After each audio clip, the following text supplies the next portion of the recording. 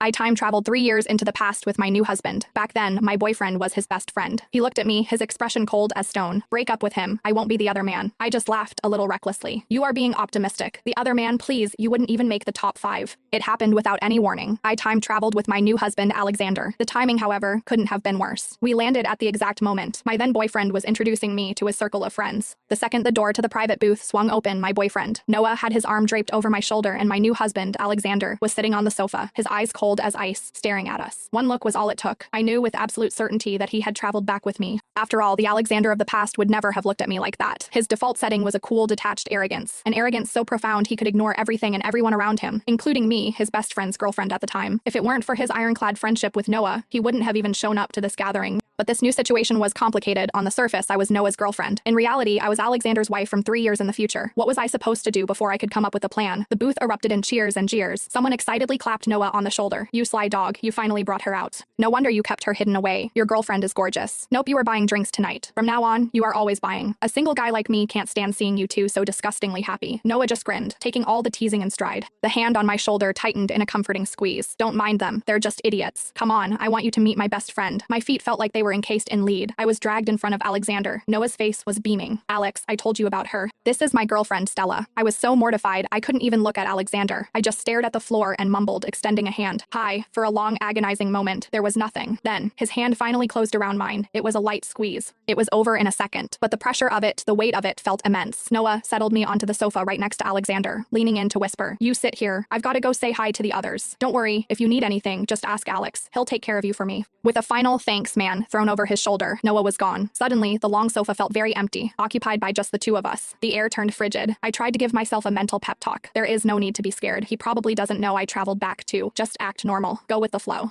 Right now, I am Noah's girlfriend. My marriage to Alexander is 3 years away. There is no reason to that silk tie you used to blindfold me last night. Alexander's low voice cut through my thoughts. Where did you put it? I couldn't find it this morning. I froze, then answered on instinct. On the sofa, I think. A low, humorless chuckle escaped him. Got it. It dawned on me, a second too late, that I had just been played. The situation just got infinitely more complicated. Now that we both knew we'd been in bed together just last night, how was I supposed to keep pretending to be Noah's loving girlfriend? Alexander's suggestion was simple. Break up with him. I protested in a whisper. We're in the honeymoon phase. He'd never accept me breaking up with him out of the blue. If I remembered correctly, this party was about 6 months into my relationship with Noah. His birthday had been just a few weeks ago. That day, he'd held me close and whispered, babe, will you come meet my friends? Everyone knows I have a girlfriend, but no one knows who she is. Not even my best friend. I want to show you off. Will you do that for me? I'd been charmed, and I'd finally agreed. You'll have to break up with him eventually anyway, Alexander stated flatly. He was right.